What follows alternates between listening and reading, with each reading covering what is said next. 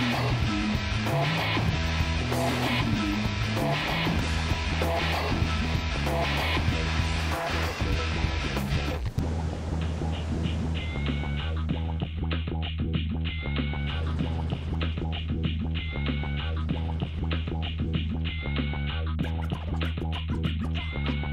a subida da maré, esse mar deu uma melhorada.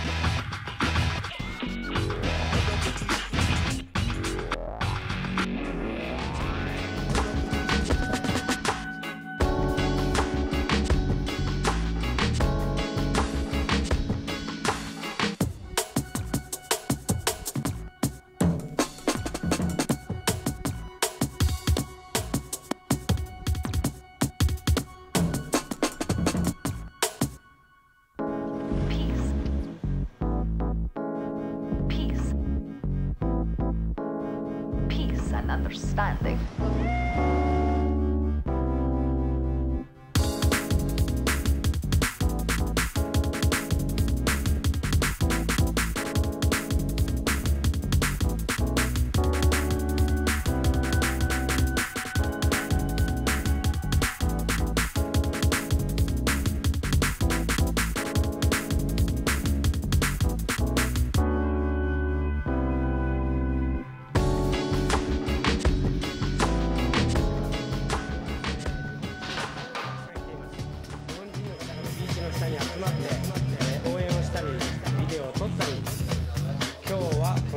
月の7日、なんと今日は7日目ですね。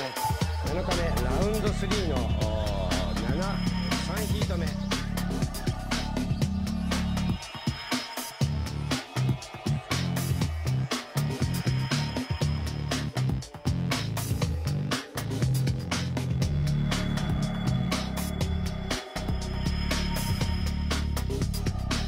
フィルは3本目に 5.00、2本目に 6.50 を出して。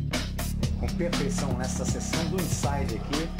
Ele agora acelera, vai fazer um floater ganhando a sessão. Olha aí, fundo de prancha no lip da onda, ganha a sessão, aterrissa com perfeição, abre de novo para dar uma boa rasgada, chutando a rabeta no final do arco, seguida dessa batida bem forte, mais uma rasgada.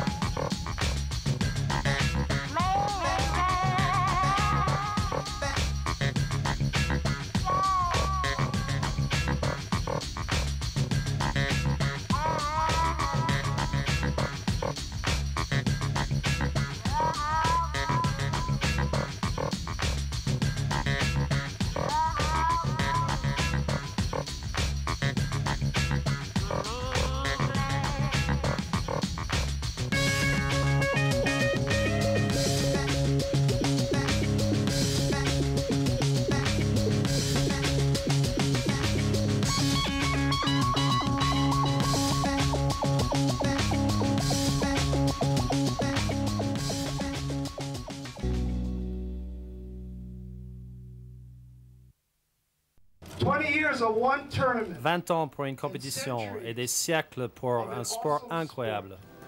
Il y a 20 ans, les gens savaient réellement qui c'était Eddie Aikau. Et cet événement a permis de perpétuer le souvenir et la légende de la vie d'Eddie Aikau.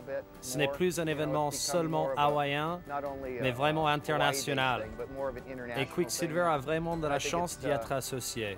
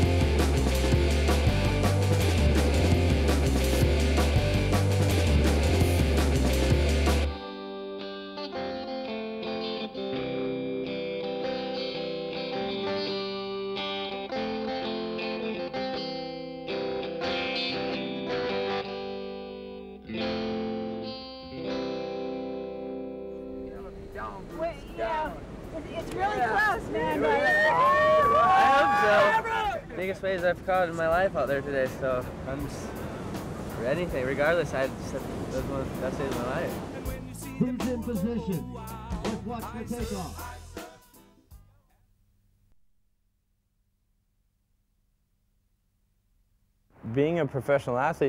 Un athlète professionnel connaît des hauts et des bas, des sommets et des creux, et c'est une vie remplie de ça vraiment.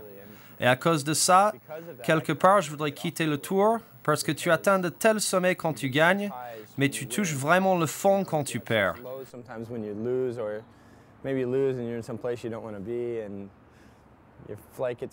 Disons que tu perds, tu es dans un endroit où tu n'as pas envie d'être.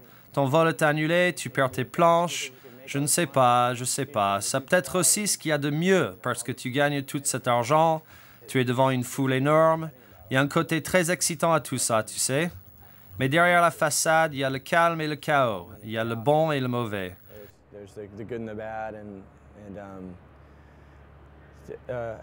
Je pense que tu dois avoir un désir pour autre chose. Un désir non pas pour quelque chose de plus grand, mais plus grand en termes du sens de ta vie. something bigger in terms of what your life means, you know? I mean, I don't want my life. Je ne veux pas que ma vie, si je ne peux pas être surfeur professionnel au plus haut niveau, n'ait pas de sens. C'est un peu ce qui se passe chez pas mal de surfeurs pros. C'est une chose difficile de vivre après 10 ou 15 ans sur le tour tel qu'il est. Voyager toutes les semaines, se faire de l'argent, avoir des gens qui font tout pour toi, qui veulent te parler ou autre. Ils veulent juste être à tes côtés. Tu termines avec tout ça et là, il faut rentrer à la maison. Et puis, tu n'es qu'à la maison. Tu amènes les enfants à l'école. C'est une situation très différente dans laquelle tu te retrouves. Est-ce que c'est excitant, ça? Il faut le vouloir, ça. Tu dois vouloir vivre une vie de famille. Ou peu importe la vie, peut-être que tu rentres dans les affaires après. Ou je ne sais pas, que tu travailles pour la paix dans le monde après. Je ne sais pas. Je pense que quand je suis arrivé sur le tour, la chose la plus importante pour moi, c'était de gagner le titre. Gagner une compète, il y a des choses beaucoup plus importantes dans la vie que ça.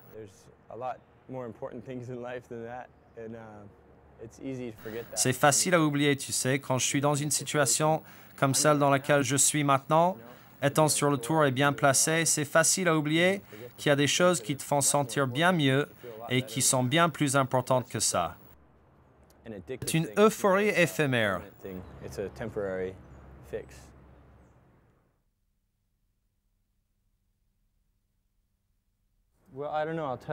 Eh bien, je ne sais pas. Je te le dirai si je le fais.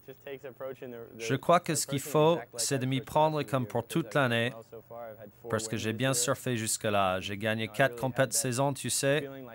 Je sentais vraiment que je voulais gagner la moitié des contests sur le tour cette année. Il n'y a que 11 événements. Là, j'en ai gagné 4 sur 9. Alors, si je veux gagner la moitié, il faut que je gagne au moins le prochain. Donc, il faut que je l'aborde comme ça. Il y a cet état mental qu'il faut savoir trouver, où tu vois quelque chose, et il faut que tu ailles le chercher, tu sais, et il faut que je le fasse. Pendant cette compète, j'étais un peu dans l'état d'esprit, OK, si je gagne et Andy perd dans n'importe quelle série, alors là, je le tiens. Au lieu de me dire, je veux gagner ce contest.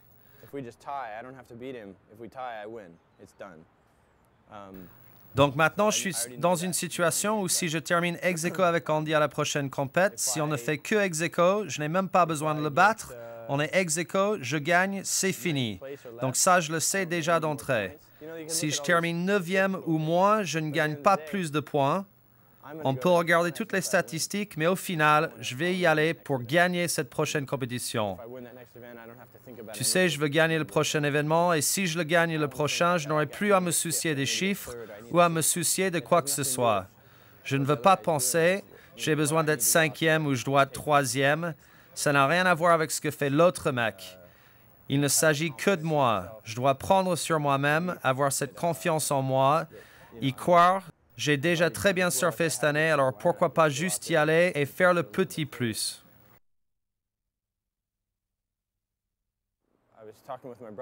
Je parlais avec mon frère hier et on parlait de comment notre famille a toujours eu à lutter, que ce soit dans les relations ou que ce soit à cause de l'argent ou pour plein de raisons.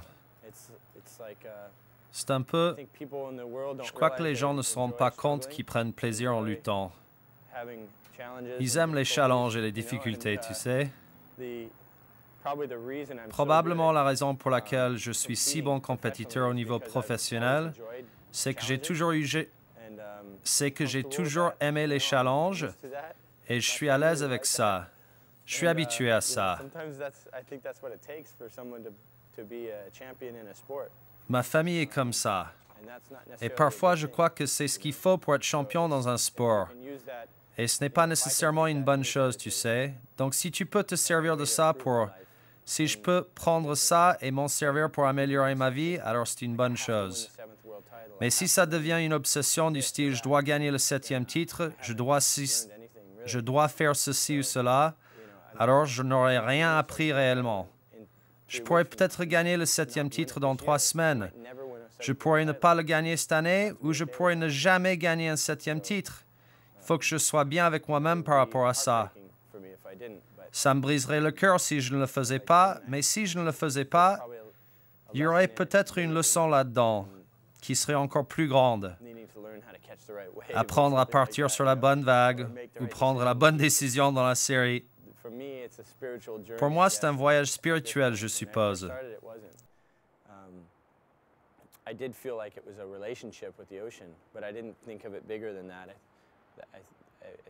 Quand je venais de commencer, ça ne l'était pas. Je le sentais déjà comme une relation avec l'océan, mais je ne le voyais pas en plus grand que ça. Je pense que j'essayais juste d'atteindre des buts. Mais je ne m'étais pas rendu compte que peut-être que ces buts allaient me montrer quelque chose de plus profond dans la vie. J'ai commencé à comprendre. Perdre le titre il y a quelques années, je veux dire que je l'avais entre les mains, tu sais. J'étais à une série de gagner le titre mondial. Gagner encore une série pendant le reste de l'année, j'aurais eu le titre mondial. Ça pouvait être une vague, ça pouvait être un virage, et tu sais, maintenant je dois penser à ça. Et la raison pour laquelle ça s'est passé comme ça, c'est parce que, eh bien, je dois y réfléchir et me demander pourquoi ça s'est passé comme ça. Je me suis mis dans cette position et qu'est-ce que j'ai appris parce que c'est bien plus important. Tu sais, si je n'apprends pas cette chose dans la vie, apprendre cette chose est beaucoup plus important que de gagner un titre mondial. Mais les gens ne comprennent pas ça parce qu'en ce moment, je suis une personnalité, un personnage public et d'une certaine façon, et les gens ont une tendance à me voir de cette façon. Et ce n'est pas vraiment la vérité. Tu sais, ce n'est qu'une petite partie des choses.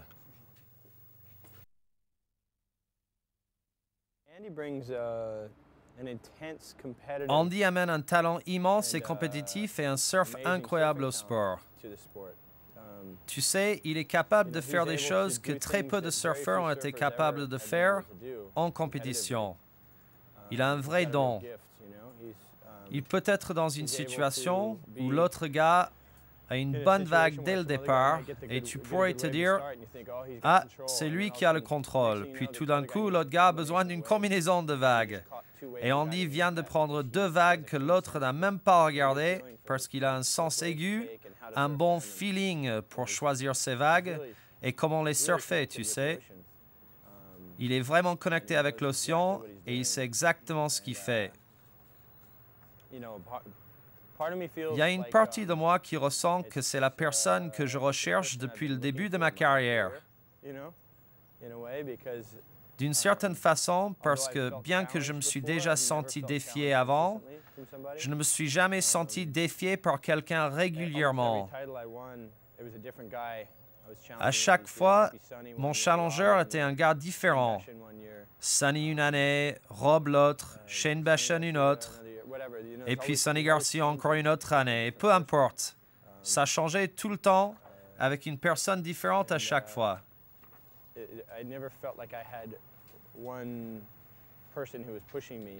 Je ne sentais jamais qu'il y avait une personne en particulier qui me poussait. Maintenant, tu sais, Andy et moi, nous avons quelque chose qui n'est pas... Nos relations ne sont probablement pas loin de ce qui se dit dans les médias. Il y a de l'amour et de la haine. Et tu sais, parfois on ne veut pas se parler, on ne veut pas se parler. Et des fois, nous, tu sais, on arrive à laisser ça de côté pour se rendre compte qu'il existe réellement un respect intense entre nous. La plupart du temps, on ne montre pas ça parce qu'on se bat dans l'eau et sur le tour, et ça fait partie de ce qui rend le sport si intéressant et incroyable. Mais tu sais, il m'a redonné l'envie. Il est le seul gars qui m'a stoppé au dernier moment, dans toute ma carrière. Et personne d'autre n'a réussi à faire ça. J'avais la confiance, je savais que j'allais les battre les autres. Et Andy est si fort à un tel point qu'il te fait douter.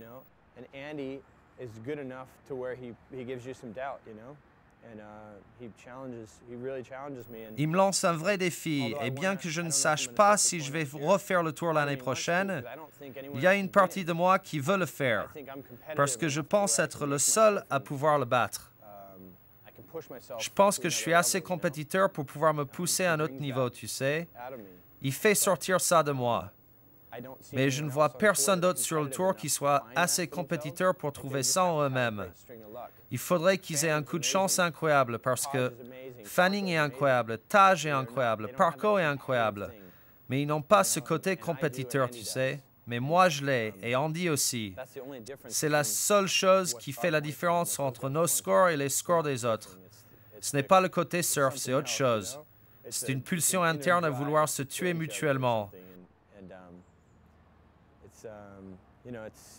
C'est à la fois super excitant et super effrayant. Je ne sais pas, tout le monde a sa façon de vivre. Tout ce que j'ai besoin de faire, je sais ce que je dois faire tous les jours. Je vais aller surfer, jouer de la musique et jouer au golf. Et c'est tout ce que je veux faire presque tous les jours.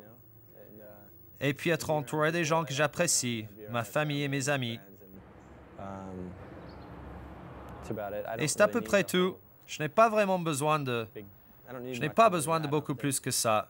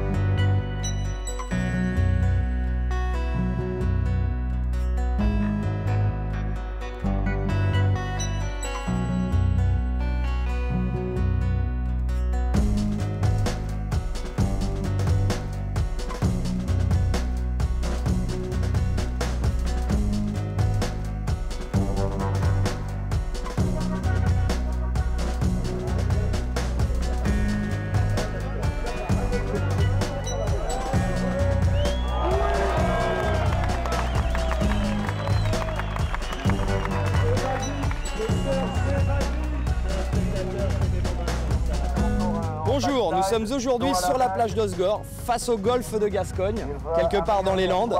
La fosse de Cap-Breton, un à-pic qui descend à moins 4000 mètres de profondeur. Des conditions météo exceptionnelles pour la saison, avec un vent de terre qui souffle donc de l'est, un vent offshore comme on dit dans le milieu, un vent qui vient lisser une houle non moins exceptionnelle, qui a amené sur cette plage des vagues de 3 à 4 mètres. Les 44 meilleurs surfeurs du monde se sont donc donné rendez-vous sur cette plage d'Osgore pendant une 8aine de jours afin de se partager des points, de l'argent. On vient de tous les horizons, Australie, Hawaï, Californie, Nouvelle-Zélande, Europe, puisqu'on a la présence aussi de certains surfeurs français. Bref, on va passer 52 minutes ensemble et nous sommes là pour vous faire pénétrer dans le monde et les coulisses du surf professionnel à l'occasion de cette 9e manche, le Quicksilver Pro France.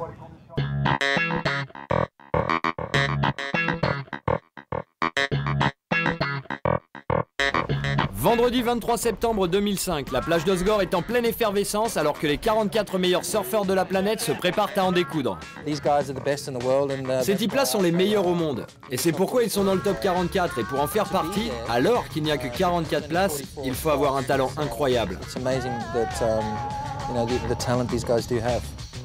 Le décor est planté. Côté suspense, le scénario est lui bien ciselé. Kelly Slater, 6 fois champion du monde, peut remporter un 7e titre dès cette épreuve. Seul obstacle encore sur sa route, l'actuel détenteur du titre mondial, l'Hawaïen Andy Irons. Les vagues ont l'air super. Par où passe le surfeur? Andy, comment se fait-il qu'un champion du monde comme toi soit aussi cool, aussi accessible? Surtout avec des types comme nous qui n'arrêtent pas de te harceler. Ça me dérange pas, je trouve ça cool. C'est plutôt un compliment.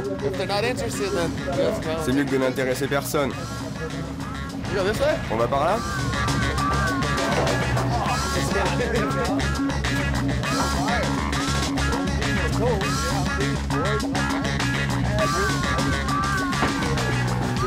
La météo et la houle semblent décidément elles aussi vouloir être au rendez-vous. Ce sont les deux facteurs les plus importants pour le bon déroulement d'une étape du championnat du monde de surf professionnel. On a des prévisions qui sont superbes pour les jours à venir. C'est un petit peu le stress que tout se monte, que tout s'organise bien, que chacun trouve sa place, que la compétition soit l'une des plus belles dans le monde. Nous n'essayons pas d'être ce que nous ne sommes pas. Nos stades sont différents. Nous ne pouvons pas, comme au tennis ou au foot, dire à tout le monde de venir au stade dimanche vers 15 h pour le grand show, avec une retransmission live dans le monde entier. Nous sommes d'une autre espèce. Nous avons des périodes d'attente, car pour capturer la magie, il faut être comme un surfeur. Se lever tôt le matin, prendre sa décision au quotidien et savoir saisir la magie, saisir le bon moment. Cette fois, c'est parti. Le coup de sirène sonne le début officiel de la compétition. Une des premières séries voit s'opposer deux frères appartenant tous deux à l'élite mondiale, Cory et Shi Lopez. Cory, actuel numéro 6, est en rouge. Les deux surfeurs se connaissent bien sûr parfaitement puisqu'ils partagent cette passion du surf depuis leur plus jeune âge. Difficile alors de compter sur l'effet de surprise pour impressionner son adversaire. Malgré l'enjeu de la qualification au prochain tour, c'est avec le sourire que ce duel fratricide se déroule. Mais les deux frangins ont beau voyager ensemble tout au long de l'année, une fois à l'eau, on ne se fait plus de cadeaux. Et la réponse du frère, donc on tape le. Et on tape la deuxième, et maintenant la troisième fois devant son frère.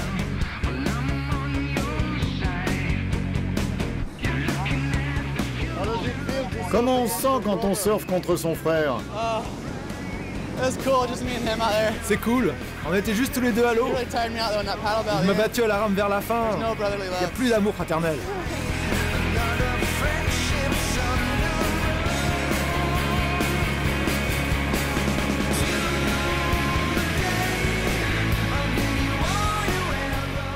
Combien de temps tu passes dans l'eau? Quand les vagues sont bonnes, 8 heures. Et parfois plus si elles sont vraiment bonnes.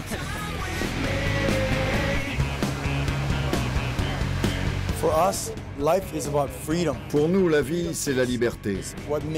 La liberté, c'est ce qui nous fait respirer, fonctionner. La liberté du surf, celle qui nous est offerte quand on va surfer. C'est une liberté spirituelle, personnelle. Est-ce que ça nous sort? Ouais! Paulo Moura, il nous sort de tout. Le sport des rois naturels de la Terre, ainsi que le décrivait l'aventurier Jack London lors d'un voyage dans le Pacifique, finit par se révéler comme bien plus qu'une simple activité sportive. Tous ceux et toutes celles qui ont eu la chance de goûter aux joies du surf d'ailleurs ont du mal à oublier cette expérience. Il y a beaucoup de célébrités de sportifs qui adorent le surf. On essaye de les faire parler de tennis, de leur sport, mais ils font que parler de surf. Le surf, c'est comme ça. Ça vous prend aux tripes. Et on n'a pas besoin d'être le meilleur surfeur au monde, on peut simplement participer en allant se mettre à l'eau, en adoptant le style de vie, en goûtant à cette culture. C'est vraiment spécial.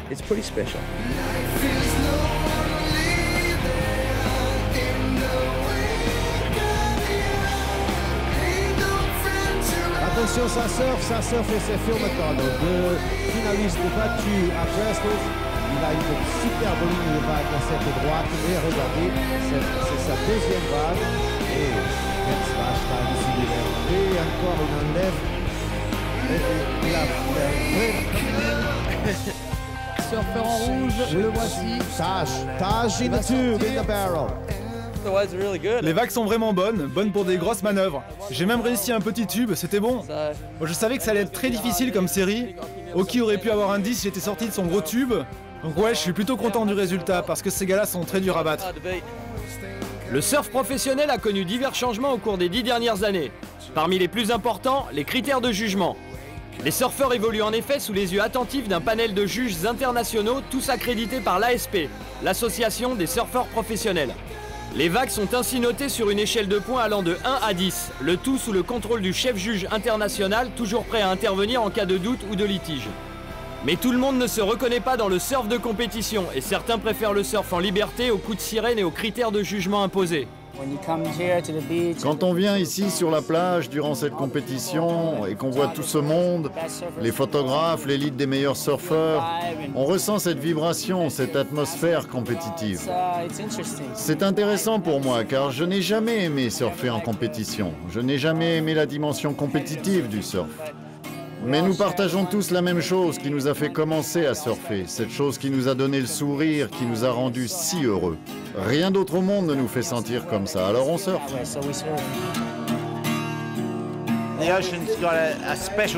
L'océan a comme une vibration particulière. Je pense que c'est l'une des raisons pour laquelle tant de gens comparent le surf à une expérience religieuse. Se retrouver avec la nature, l'océan, ressentir ce lien. On n'a pas besoin de le dire avec des mots. On peut simplement se mettre à l'eau et aller éprouver cette sensation.